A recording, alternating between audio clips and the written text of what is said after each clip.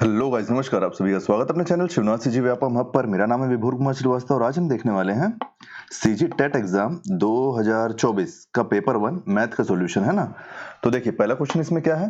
पहला क्वेश्चन इसमें पेपर 1 है, मतलब ये वर्ग 3 का होगा। वर्ग 3 का पेपर होगा, ठीक है।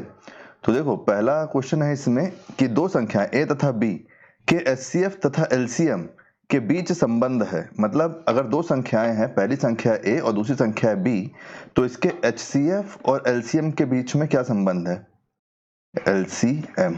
तो देखो, एक फॉर्मूला आप पढ़े हो कि हमेशा दो संख्याएं अगर हैं तो उनका गुणनफल एचसीएफ और एलसीएम के गुणनफल के बराबर होता है। क्या ये हमारे किसी ऑप्शन में है? देखो, ये वाला ऑप्शन देखो, एचसीएफ और LCM equal to A into B. तो यही हमारा सही आंसर है, ऑप्शन नंबर ए, ठीक है। चलिए नेक्स्ट क्वेश्चन देखते हैं, question number 2। Option number C इसका सही आंसर है, ठीक है। नेक्स्ट क्वेश्चन, क्वेश्चन नंबर 2 कि एक घनाभ दिया हुआ है आपको। एक घनाभ है, ये घनाभ मतलब क्यूबॉइड। क्यूबॉइड, देखो इसमें हमको क्या बोल रहा है कि अगर हमको इसका आयतन ज्ञात करना है, तो आयतन ज्ञात करने के लिए हमको इसमें से कौन कौन से चरण को फॉलो करना पड़ेगा। मतलब पहले क्या होगा, फिर क्या होगा, फिर क्या होगा, है ना। तो क्या होगा, देखो देख लेते हैं क्या होगा, कोई दिक्कत वाला बात थोड़ी ना है। क्या क्या दिया हमारे पास, घनाभ का आयतन, तो ये फॉर्मूला हो गया उसका। फिर ये L into B into H, तो ये फॉर्मूले में ही अपन इसको रखते हैं। फिर है घनाभ की लंबाई, चौड़ाई और ऊंचाई। फिर है हमारे पास LBH का मान रखें। तो देखो, सबसे पहले तो हमारे पास इसकी लंबाई, चौड़ाई तथा ऊंचाई होनी चाहिए, है ना। तो सबसे पहले आ जाएगा C, कि जब आपके पास होगा तभी तो आप इसको फॉर्मूला लगाओगे ना इसमें। फिर क्या होगा, फिर आप इसमें रखोगे मान किसका, किसमें मान, किसका मान रखोगे, तो LBH का। तो ये length into breadth into height. इसके बाद क्या होगा, इसको आप किस में रखोगे, तो इसको आप रखोगे फॉर्मूले में। तो फॉर्मूला कहाँ है, फॉर्मूला है ये L into B into H. तो इससे क्या निकल जाएगा, इससे आपका निकल जाएगा इसका आयतन, वॉल्यूम, ये जो ऑप्शन नंबर ए है। तो हमारा इसके हिसाब से कौन सा सही आंसर हो जाएगा, ऑप्शन नंबर ए हमारा सही आंसर हो जाएगा, ठीक है।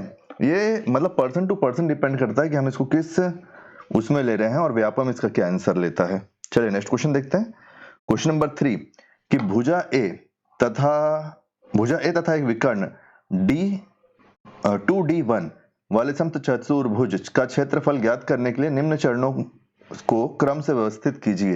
तो देखो, ये एक समचतुर्भुज है, ABCD मान लो, ठीक है।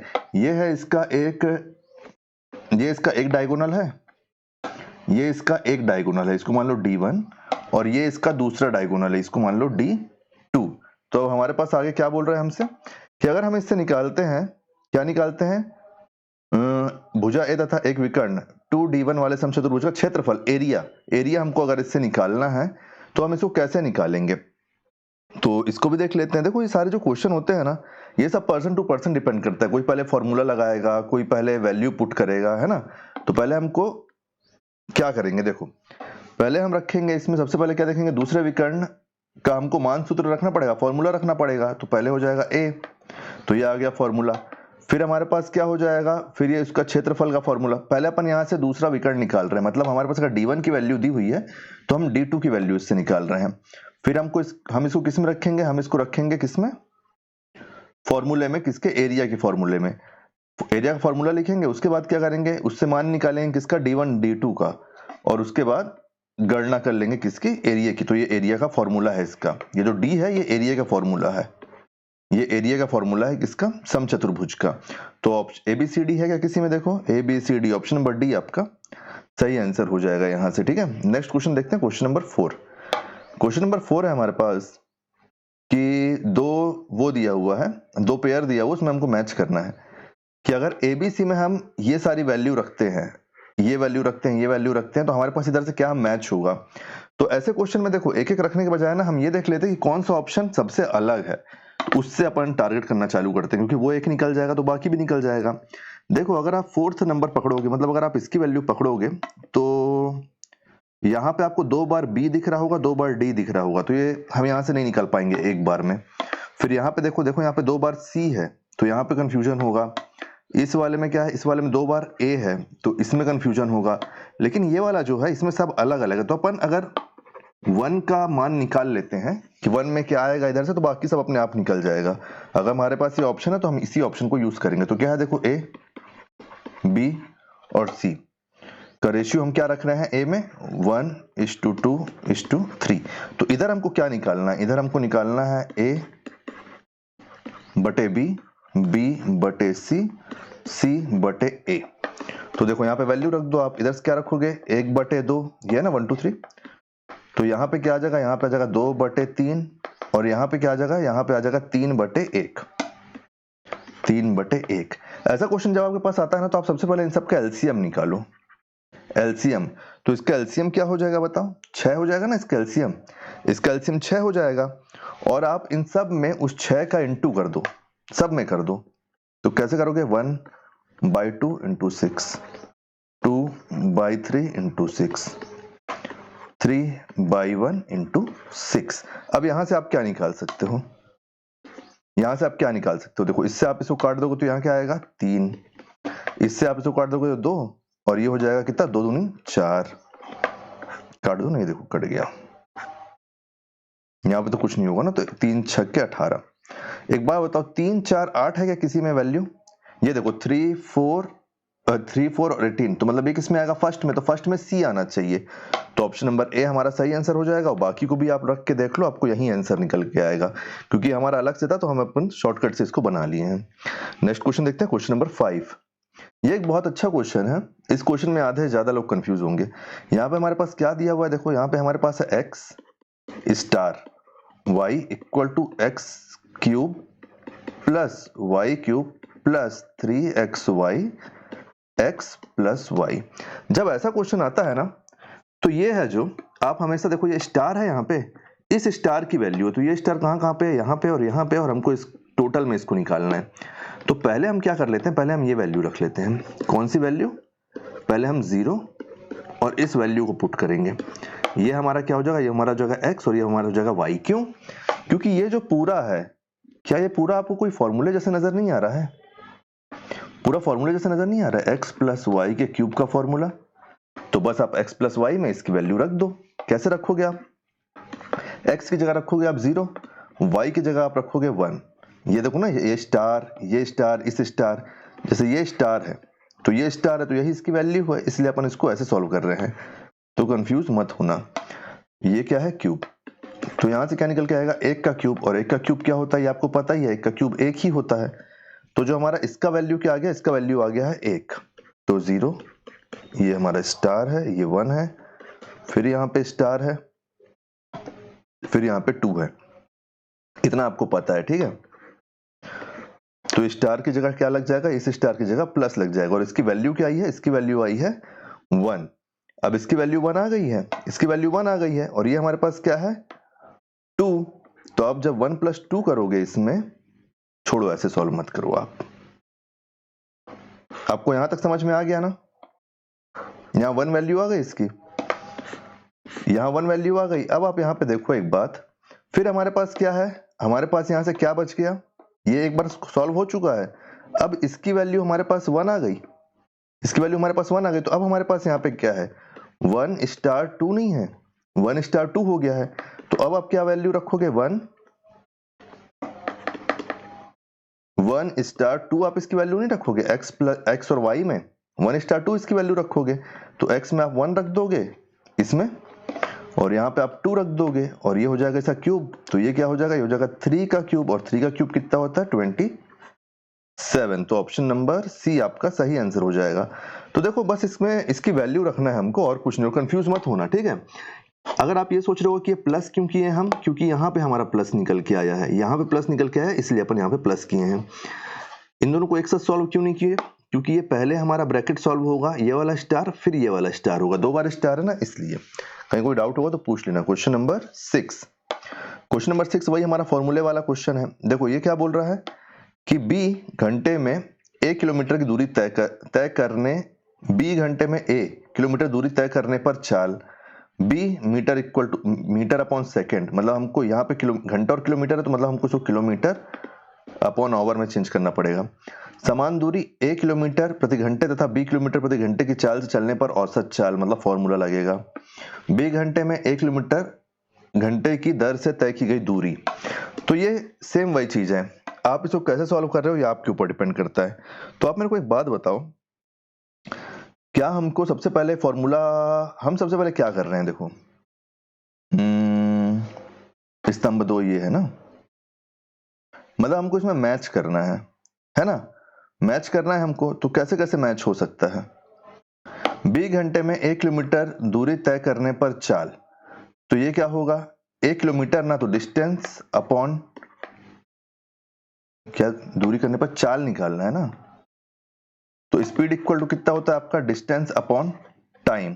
तो 20 घंटे में 1 किलोमीटर दूरी मतलब a upon B, a upon B हो जाएगा। तो कहीं पे a अपॉन बी है, तो ये देखो a अपॉन बी, तो सब हटा दो, तो हमारा यहाँ क्या हो जाएगा, यहाँ का हो जाएगा हमारा d। फिर दूसरा क्या है, b मीटर प्रति सेकंड है, b मीटर प्रति सेकंड है, b मीटर प्रति सेकंड, इसको अपन इससे चेंज कर सकते हैं, समान दूरी a b मीटर प्रति सेकंड है ना। तो देखो b को अगर अपन 18/5 से इंटू करेंगे तो वो हमारा क्या हो जाएगा, किलोमीटर प्रति घंटे में। और अगर यही किलोमीटर प्रति घंटे में रहता और अगर आप इसको 5/18 से कर देते मल्टीप्लाई, तो ये आपका मीटर प्रति सेकंड में चेंज हो जाता। तो सेकंड के लिए क्या हो जाएगा, सेकंड के लिए हो जाएगा c। फिर देखो समान दूरी a किलोमीटर प्रति घंटा था, b किलोमीटर प्रति घंटे चलने पर औसत, तो इसके लिए क्या होगा, इसके लिए औसत किलोमीटर का औसत का एक फॉर्मूला होता है ये। तो क्या ये हमारे पास ऑप्शन में है, तो ऑप्शन नंबर ए आपका सही आंसर हो जाएगा यहाँ से। तो डी सी ए जब हमारे पास हो गया, तो ऑब्वियस सी बात है कि लास्ट में हमारे पास बचा बी, तो यहाँ पे बी आ जाएगा। 20 घंटे में 1 किलोमीटर की दर से तय की गई दूरी, तो distance speed equal to distance upon time होता है। इस टाइम को अगर आप ऊपर ले आओगे तो distance equal to speed into time हो जाएगा। तो क्या ये हमारे पास फॉर्मूला है, तो ये देखो स्पीड इनटू टाइम, तो ऑप्शन नंबर बी यहां से हो जाएगा, तो ये बी हो गया। क्या ये किसी ऑप्शन में है, किसी ऑप्शन में है क्या, देखो ऑप्शन नंबर डी आपका सही आंसर हो जाएगा, डी सी ए बी। चलिए नेक्स्ट क्वेश्चन देखते हैं, क्वेश्चन नंबर 7। क्वेश्चन नंबर 7 हमारा एक फॉर्मूला वाला क्वेश्चन नहीं है, ये है हमारा क्या बोलते हैं, मेजरमेंट का क्वेश्चन, कि 1 हेक्टेयर में सेंटीलीटर, डेसीलीटर, सेंटीमीटर और ये इनमें से कौन सा सही है पूछ रहा है। तो देखो 1 हेक्टोलीटर में आपका करीब 100 लीटर आता है, 100 लीटर, और 1 लीटर में आपका 100 सेंटीलीटर आता है, 100 सेंटीलीटर। तो ऑब्वियस सी बात है कि अगर मैं इन दोनों को इंटू कर दूंगा तो ये 100 इंटू 100 कितना हो जाएगा, 100 इंटू 100 हो जाएगा 10,000 सेंटीलीटर। 10,000 सेंटीलीटर होता है एक HL में, एक हेक्टोलीटर में 10,000 सेंटीलीटर होता है। तो ये हमारा पहला तो सही है। दूसरा क्या है, 100 घन डेसीमीटर, तो 100 घन डेसीमीटर ये भी सही है कि 1 हेक्टोलीटर में 100 घन डेसीमीटर होता है, 100 घन डेसीमीटर होता है। तो ए और बी दोनों सही हो जाएगा, ऑप्शन नंबर ए यहां से आपका सही आंसर हो जाएगा। ठीक है, ये मेजरमेंट का क्वेश्चन है तो इसमें आपको मेजरमेंट पढ़ना पड़ेगा। नेक्स्ट क्वेश्चन देखते हैं, क्वेश्चन नंबर 8। क्वेश्चन नंबर 8 है कि यदि भिन्न ये है तो अवरोही क्रम में इसको लगाना है, तो शुरू से तीसरा भिन्न कौन सा होगा। ये क्वेश्चन आपका डिसेंडिंग ऑर्डर का है, डिसेंडिंग ऑर्डर में लगाना पड़ेगा। डिसेंडिंग ऑर्डर मतलब बड़े से छोटे के क्रम में। तो देखो एक हो गया आपका 0.75, दूसरा क्या है 3.5। 3.5 का मतलब कितना हो गया, 3.5 का मतलब हो गया 0.6, है ना। फिर क्या है आपका 7/25, तो 7/25 कितना हो जाएगा, 7/25 हो जाएगा लगभग 0.28 के आसपास, है ना, क्योंकि 3 होगा तो 75 हो जाएगा, ये 0.28 के आसपास। फिर क्या है 1.57, तो अपन इसको पहले बड़े से छोटे के क्रम में लगा लेते हैं। तो देखो 1.57 आ जाएगा, फिर आ जाएगा आपका 0.75, फिर आ जाएगा 0.6, फिर आ जाएगा 0.28। तो तीसरा कौन सा है 0.6, और 0.6 का वैल्यू क्या है 3/5। तो ऑप्शन नंबर ए आपका सही आंसर हो जाएगा। ठीक है, option number A. Next question देखते हैं, question number option number A, हाँ नहीं 3/5 ही इसका सही आंसर है। नेक्स्ट क्वेश्चन अपन देखते हैं, क्वेश्चन नंबर 9। क्वेश्चन नंबर 9 है कि एक व्यक्ति ने 2 स्कूटर में से प्रत्येक को 98,000 रुपए में बेचा है, प्रत्येक को 98,000 में बेचा है। एक में 15% लाभ होता है और दूसरे में 15% हानि होता है, तो पूरे लेन देन में उसको लाभ या हानि का प्रतिशत क्या है। तो देखो जब भी ऐसा क्वेश्चन आता है ना, जब भी ऐसा क्वेश्चन आएगा कभी भी, तो आप एक बात हमेशा याद रखना कि ऐसे क्वेश्चन में हमेशा हानि होती है, हमेशा हानि होती है ऐसे क्वेश्चन में, जब अपन सेम पकड़ते हैं ना तब। तो हमारा यहाँ से क्या है, तो अपन एक फॉर्मूला लगाएंगे, इसको सॉल्व करने में तो बहुत टाइम लग जाएगा। एक सिंपल सा फॉर्मूला है एक्स स्क्वायर अपॉन 100, और कुछ नहीं, एक्स स्क्वायर अपॉन 100। और ये 100 अलग है ना, ये सीधे परसेंटेज का फॉर्मूला है, ये सीधे परसेंटेज का फॉर्मूला है। तो देखो x यहाँ पे अपन क्या लेंगे, ये जो 15 है यही 15 यहाँ पे x हो जाएगा। तो 15 का स्क्वायर करोगे आप, यहाँ पे नीचे क्या है 100, तो 15 का स्क्वायर करोगे तो क्या हो जाएगा 225 अपॉन 100।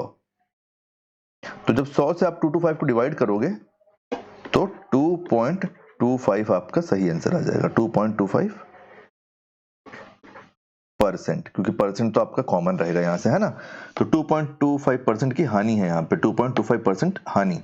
ये फॉर्मूले का आप स्क्रीनशॉट ले लो, क्योंकि ये क्वेश्चन पूछने वाला है आपसे एग्जाम में। नेक्स्ट क्वेश्चन देखते हैं, क्वेश्चन नंबर 10।